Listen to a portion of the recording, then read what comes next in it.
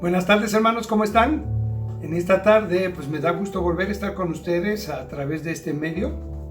Y pues el tiempo ha sido pues largo y no nos hemos podido congregar aún, pero creo que ya está cercano el tiempo en que el Señor nos va a permitir estar juntos.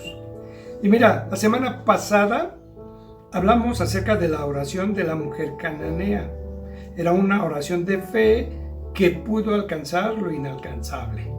Hoy vamos a hablar también acerca de la oración, pero ahora el título de este mensaje es La oración sincera y secreta es bendecida por Dios.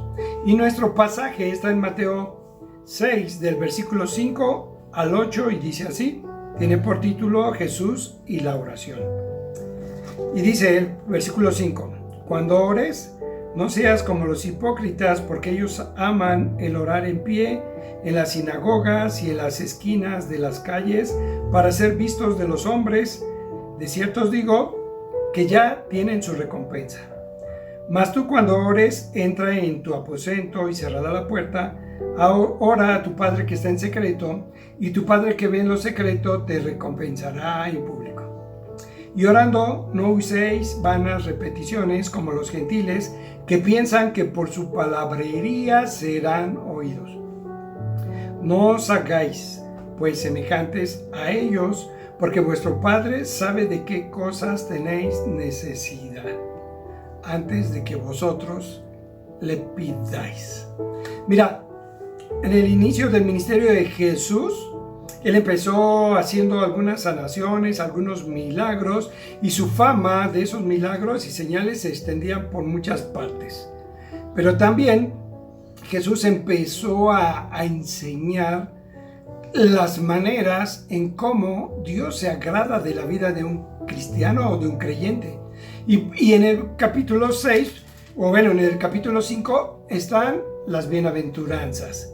Y el capítulo 6 es como la segunda parte de las bienaventuranzas del Sermón del Monte, ¿verdad? Y en el inicio del capítulo 6 habla de cómo se debe dar o cómo se debe entregar la ofrenda sin que se den cuenta las personas y que no te alaben por lo que das. Pero en el versículo 5 está hablando de cómo es que debe ser una oración y hace un contraste entre dos oraciones. Y mira, Jesús asumió que sus discípulos darían ofrendas para los pobres, así que les enseñó la forma correcta, y ya lo dijimos, está en el inicio del capítulo 6. Y también a Dios le importa cómo hacemos las buenas obras y con qué motivo las hacemos. Jesús también asumió que sus discípulos orarían, por eso les enseñó a que no oraran como los hipócritas. ¿Te suena fuerte la palabra? ¿Sí, verdad? Claro que sí, pero Jesús conocía los corazones y sabía que las personas que oraban de cierta manera eran hipócritas. Y mira, lo vamos a ver. Pero las personas en aquel tiempo de Jesús oraban, ¿sí? Y estaban acostumbrados a escuchar orar a otros. Especialmente escuchaban las oraciones de los fariseos, que eran largas, por lo que muchos habían tenido ocasión de escucharlos en persona. Las oraciones eran generalmente basadas en expresiones que se repetían. Había repeticiones de palabras o de frases, no cambiaban. No había ninguna dinámica de libertad en la oración para poder decir algo más de lo que sentías de tu corazón. Ya estaban casi establecidas. Y Jesús contrastaba con las oraciones de estas gentes, tanto en la forma como en la libertad respetuosa con la que se dirigía al Padre, tanto que llamaba la atención de aquellos que lo escuchaban orar, y entre ellos los discípulos también lo escucharon orar. Llegó un momento en que les dijo, Jesús, enséñanos a orar. Y no iban a las sinagogas y no veían a los fariseos orar, y ahora le están diciendo a Jesús, enséñanos a orar. Ellos mismos se daban cuenta que había una manera diferente de orar y que Jesús era el ejemplo de esa oración sincera. Y en su enseñanza respecto a la oración, el Señor habló sobre la forma de orar, puso un ejemplo de oración y concretó la disposición de orar. Mira, vamos a ver 3 puntos acerca de este tema. Punto número 1. La manera equivocada de orar. Versículo 5 del capítulo 6 de Mateos. Y cuando ores, no seas como los hipócritas, porque ellos aman el orar en pie en las sinagogas y en las esquinas de las calles para ser vistos de los hombres. De cierto os digo que ya tienen su recompensa. Es evidente que los discípulos del Señor oraban y uno de ellos lo hizo debajo de una higuera. Mira, en Juan capítulo 1, versículo 47, dice: cuando Jesús vio a Natanael que se acercaba, dijo de él: he aquí un verdadero israelita en quien no hay engaño. Jesús ve a Natanael sentado debajo de una higuera, pero como el Señor conoce todo y tiene una omnisciencia, sabía que Natanael seguramente estaba orando y estaba meditando en la palabra de Dios. ¿Y sabes qué? Jesús le reconoció porque dice: un israelita en el cual no hay engaño. Seguramente Jesús escuchó su oración y supo que era una oración sincera y que no era una oración como los hipócritas, como la de los hipócritas, ¿sí? Y se lo reconoció. Mira, los judíos tenían establecidas unas horas para la oración y esperaban que todos lo hicieran y cumplieran las oraciones en los horarios ya establecidos. Especialmente había 3 momentos al día destinados para orar: la mañana, al mediodía, al atardecer. Esta costumbre venía desde muchos siglos atrás. Era un hábito que ya tenían. Mira, David en el Salmo 55, 17 dice de la siguiente manera, lo voy a buscar. Salmo 55, 17. Tarde y mañana y mediodía oraré y clamaré. Tarde y mañana y a mediodía clamaré. Desde muchos siglos atrás venía ya esa costumbre. Daniel estando en cautiverio también oraba en cada una de esas 3 horas. Podemos verlos ahí en Daniel 6:7, que él oraba en la mañana, al mediodía y por la tarde, abierta su ventana. También vemos a los 2 discípulos del Señor Jesús cuando subían al templo, a Pedro y a Juan. Dice Hechos 3:1 que subían al templo a la hora de la oración, que era la hora novena. Esto era aproximadamente las 3 de la tarde. Se dice que oraban a las 6, a las 12 de la mañana y a las 3 de la tarde. Y el mejor lugar para orar era la sinagoga de cada pueblo o el templo de Jerusalén. Pero si la persona no tenía posibilidad de estar en alguno de esos lugares, cualquier lugar en donde le llegara la hora podía orar. Y lo que incluía las calles y las plazas. El Señor se refiere al tiempo de las oraciones de quienes estaban escuchando sus enseñanzas en ese momento. Y les dice, y cuando estén orando, les quiere dar a entender que su oración debe ser diferente al de un grupo de personas al que Él llamó hipócritas. ¿Y sabes quién? ¿A quién se refería? A los fariseos. Porque estos, dice el versículo, que amaban orar en el templo, en la sinagoga, pero también en las calles. ¿Y sabes qué? Hacían trampa, porque dicen los comentaristas que muchos de ellos como querían el reconocimiento de las personas, pues no llegaban a tiempo a la sinagoga, al horario para orar, sino que hacían como que les llegó el horario en la calle y buscaban las mejores calles donde había más gente para orar. Y el Señor le está diciendo a todas las personas que tiene reunidas ahí, no sigan su engaño. ¿Sí? Aquí se refiere a quienes vivían vidas de piedad aparente, engañando a las gentes con su forma piadosa, que en realidad no lo eran. Mira, la palabra hipócrita se usaba para referirse a los artistas del teatro que se ponían máscaras para representar un papel. Trataban de hacer ver a las gentes algo que ellos simplemente representaban como actores, pero que no se asemejaba a su propia vida. Así eran los hipócritas fariseos. Querían engañar, se ponían un papel de piadosos y oraban públicamente. ¿Para qué? Para tener el reconocimiento de las personas. Al fingir lo que no eran, en cierta forma estaban engañando, y de ahí la expresión de hipócritas.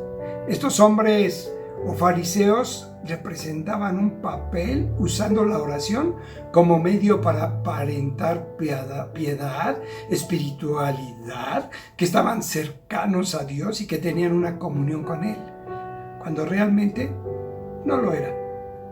Así era el espíritu de los fariseos. ¿Y qué? ¿Sabes qué? El Señor lo sabía. Cristo también se refiere a los lugares más usados para orar, por lo que eran hipócritas. Ya te dije que les gustaba orar. Literalmente ellos amaban las sinagogas, en donde generalmente la gente se reunía en el horario de la oración, ¿sí? Buscaban la hora de mayor presencia de gentes allí, en medio de la reunión, puestos en pie, oraban largamente a la vista de todos. Sí, parece ser que no, pero las sinagogas eran los lugares propios para esas gentes piadosas, el mejor sitio para hacerse ver o representar un papel de hombres piadosos cercanos a Dios. Estos hombres no eran capaces de entender que podían y debían orar en privado. Es importante que escogían los mismos lugares para orar y para dar las limosnas y para ayunar. Ellos querían que las gentes lo vieran, los sacrificios de piedad que tenían para Dios. En las sinagogas no buscaban un lugar privado donde pudieran pasar desapercibidos, un lugar alejado de la gente donde pudieran tener comunión con Dios por medio de la oración. Lo hacían en el lugar central, puestos de pie para ser vistos de todo. Fíjate que Jesús toma una ilustración de Lucas 8:10, Lucas 18:10, y quiero leer este pasaje. Dice: a unos que confiaban en sí mismos como justos y menospreciaban a los otros, dijo también esta parábola. 2 hombres subieron al templo a orar. Uno era fariseo y el otro publicano. El fariseo, puesto en pie, oraba consigo mismo de esta manera: Dios, te doy gracias porque no soy como los otros hombres, ladrones, injustos, adúlteros, ni aun como este publicano. Ayuno 2 veces a la semana, doy diezmos de todo lo que gano. ¿Te imaginas esa oración del publicano en el centro de la sinagoga, donde está toda la gente ahí reunida diciendo: Dios, te doy gracias porque no soy como estos pecadores? Mas el publicano, estando lejos, no quería ni aún alzar los ojos al cielo, sino que se golpeaba el pecho diciendo: Dios, sé propicio a mí, pecador. Os digo que este descendió a su casa justificado antes que el otro, porque cualquiera que se enaltece será humillado, y el que se humilla será enaltecido. Otro lugar en que amaban estos hipócritas para orar eran las esquinas de la calle. No era suficiente para ellos orar en un lugar de tránsito tranquilo en la calle, sino que buscaban la confluencia de calles para que muchas personas los vieran orar. La posición que más les gustaba para orar era en pie, pero no era en señal de respeto a Dios, sino como el mejor modo de ser visto por las gentes. No era una posición de humildad, sino de arrogancia. El humilde que oraba de pie no buscaba el lugar central de la sinagoga, sino que buscaba el lugar alejado de las gentes, y no se atrevía a levantar sus ojos al cielo, sino que se golpeaba su pecho reconociendo su condición. Qué contraste de oración y qué contraste de actitud de 2 judíos en el mismo lugar haciendo una oración al Padre. El hipócrita, además de buscar el lugar central y orar de pie para ser visto, oraba mirando al cielo, como si le estuviera diciendo a Dios: ay, Dios, debes sentirte orgulloso de un hombre como yo, perfecto y superior, y que soy mejor que todos los demás. El hipócrita, como orgulloso, se consideraba acreedor de Dios, con derecho de ser bendecido, lo que suponía mayor orgullo y arrogancia. Aquellos que oraban en pie en las sinagogas y en las esquinas de las calles buscaban solo 2 cosas: Primero, ser vistos de los hombres, admirados por ellos y alabados por ellos. En segundo lugar, como asiduos cumplidores de la oración, decían: estoy cumpliendo con mis requisitos religiosos de orar. Pretendían ser recompensados por Dios, como merecía aquel acto extremo de piedad aparente. Tal oración no era escuchada por Dios. Jesús dijo que esos hombres oraban consigo mismos. Sus oraciones no podían ser escuchadas ni aceptadas por Dios porque no cumplían los requisitos que Dios había establecido.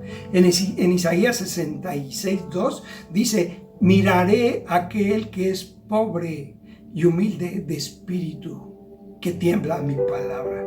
Fíjate que en el capítulo 5 de Mateo, cuando Jesús está hablando y predicando acerca de las bienaventuranzas, la primer bienaventuranza es: bienaventurados los pobres de espíritu, porque de ellos es el reino de los cielos.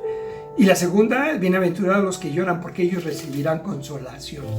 Para orar necesitaban tener un espíritu humilde, ser pobres de espíritu y derramar lágrimas, porque en ese momento y con esa actitud podían ser bendecidos. Dice: bienaventurados. Pero ellos no buscaban ser justificados ni ser oídos por Dios. Por tanto, conseguían su propósito, recibían su recompensa, la admiración de los hombres. Punto 2. La oración de los labios no es efectiva. Mira, vamos a ver el versículo 7.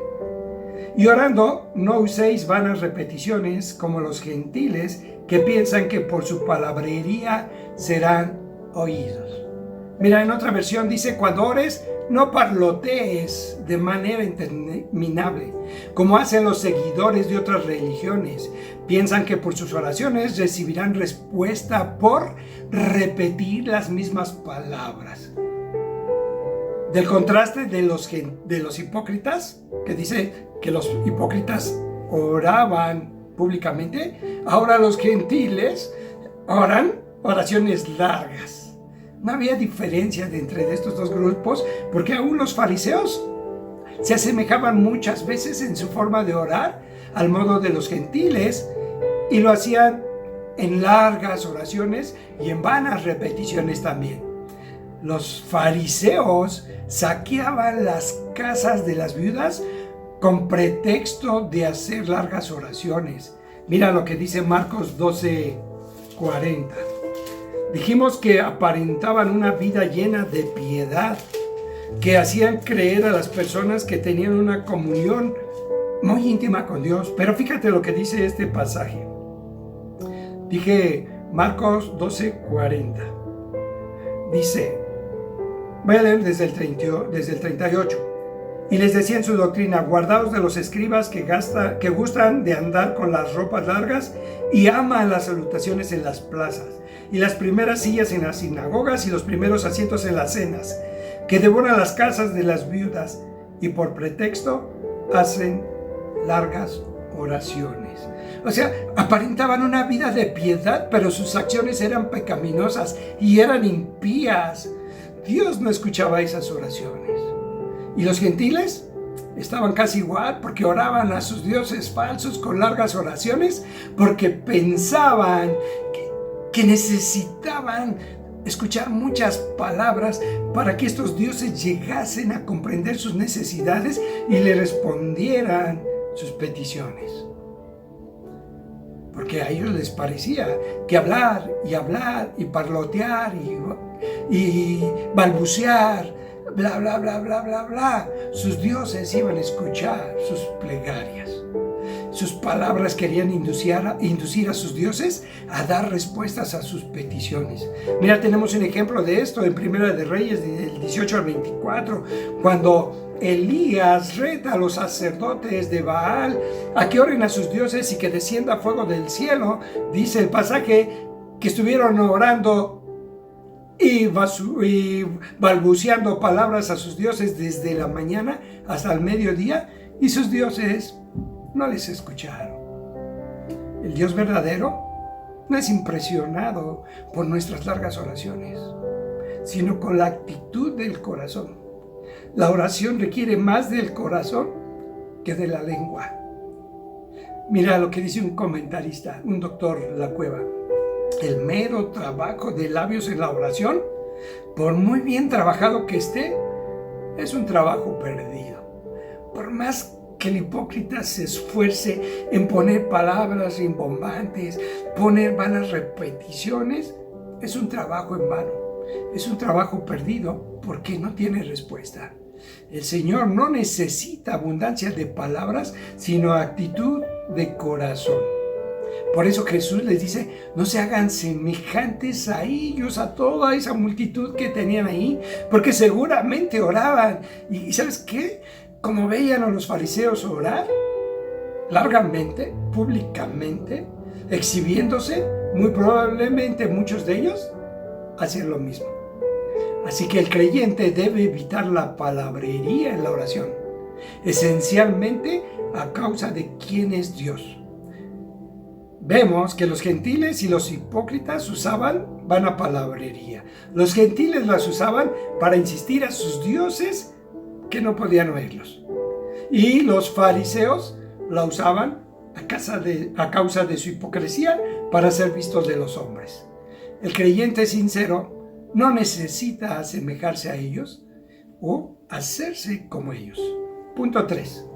La manera correcta de orar del creyente. Ahora vamos al versículo 6, Mateo 6:6. Mas tú cuando ores, entra a tu aposento y cerrada la puerta, ora a tu Padre que está en secreto, y tu Padre que ve en lo secreto te recompensará en público. Me gusta la versión NTV, pero tú cuando ores, apártate a solas, cierra la puerta detrás de ti y ora a tu Padre en privado. Entonces tu Padre, quien todo lo ve, te recompensará. Jesús establece un gran contraste entre los hipócritas y el creyente sincero. Los dos oran, sí, pero lo hacen en diferentes formas. El creyente sincero ama orar en privado y debe hacerlo así cuantas veces le sea posible. Por eso Jesús les dice, pero tú, cuando ores, entra en tu cuarto y cerrada la puerta. Está indicándoles la necesidad de orar en privado. Está hablando de intimidad, está hablando de privacidad en un cuarto privado de la casa.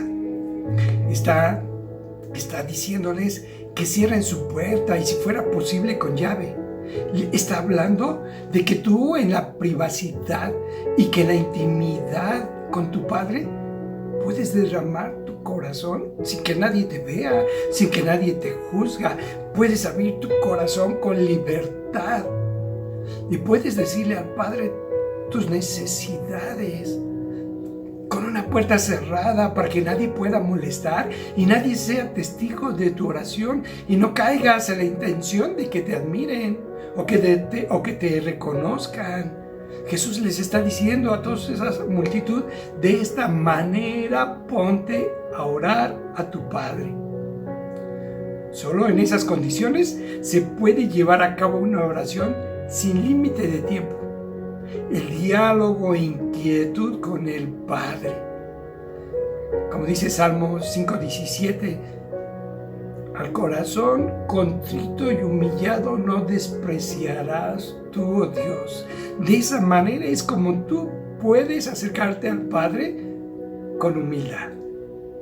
Y además, ninguna de estas oraciones van a ser privadas. Jamás serán ignoradas por Dios, que a Él está contigo en lo secreto, en la intimidad y en la privacidad. Tu Padre está contigo. Aquí pueden surgir algunas preguntas. ¿Está el Señor condenando la oración en público, es decir, la reunión en la iglesia con los creyentes? ¿Hay mejor eficacia en la oración privada que en la pública? Claro que no. Cristo está condenando que la oración en público, Cristo no está condenando que la oración en público no tiene menos importancia. No está diciendo o no le está quitando valor. Es bastante importante la oración pública como en la privada, porque entonces sería contradecir las enseñanzas bíblicas. Pero es conveniente también reunirse con creyentes para la oración, ya que el pueblo de Dios obtuvo bendiciones cuando oraron juntos en comunidad. Mira, te voy a dar 3 ejemplos. 1. La presencia de Dios se hizo presente cuando el pueblo de Dios dedicó el templo de Salomón, cuando el rey Salomón oró delante del pueblo. Ahí se hizo presente el poder, la gloria y la presencia de Dios. Segundo ejemplo, un gran avivamiento espiritual sobrevino cuando el pueblo oró en el tiempo de Nehemías. Reconstruyeron Jerusalén. El ejemplo 3, la iglesia primitiva se reunía a orar juntos y pedir la ayuda de Dios para un testimonio eficaz, lo que trajo como consecuencia que el lugar en que estaban tembló y todos fueron llenos del Espíritu Santo.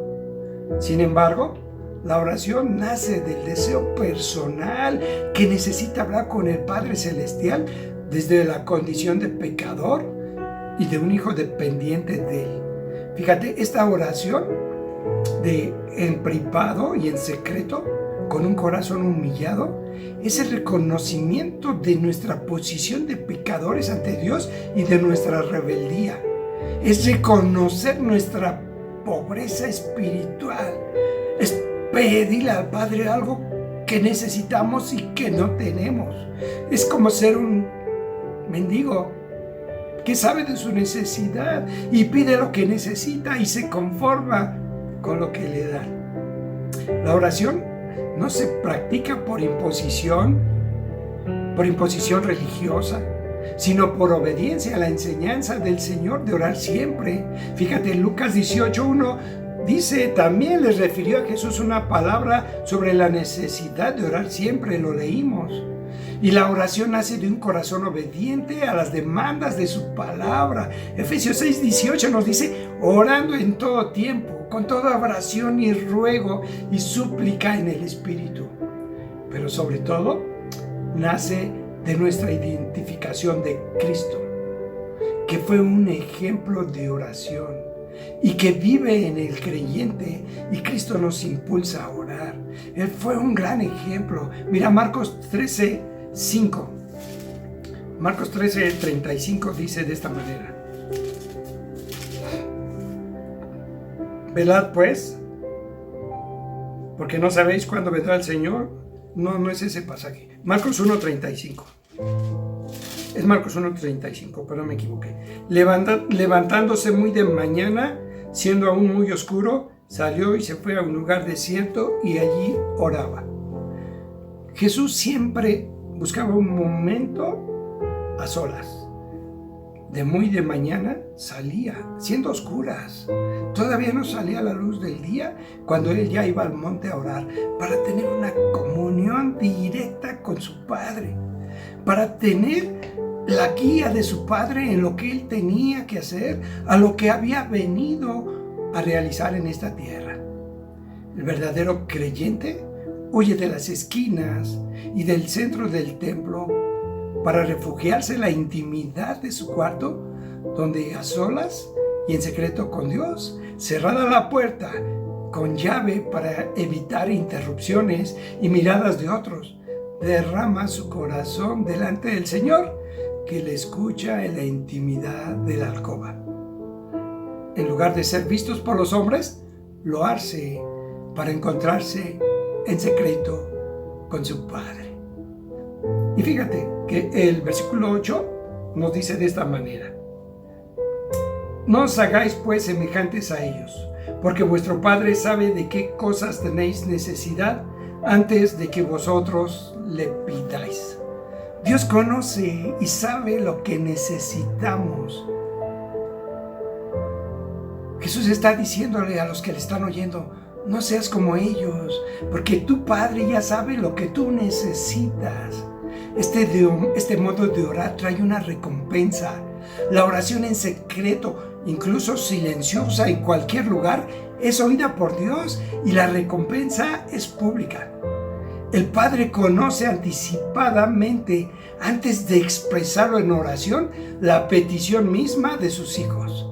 Fíjate que ahí en el versículo 32 del capítulo 6 dice de esta manera: porque los gentiles buscan todas estas cosas, pero vuestro Padre Celestial sabe que tenéis necesidad de todas estas cosas. El Padre ya sabe todo lo que necesitamos. Por eso el creyente tiene confianza y seguridad en la oración. Por eso ora. El Padre le ha dado el privilegio de ser su hijo. Por tanto, le dará todo lo que necesita.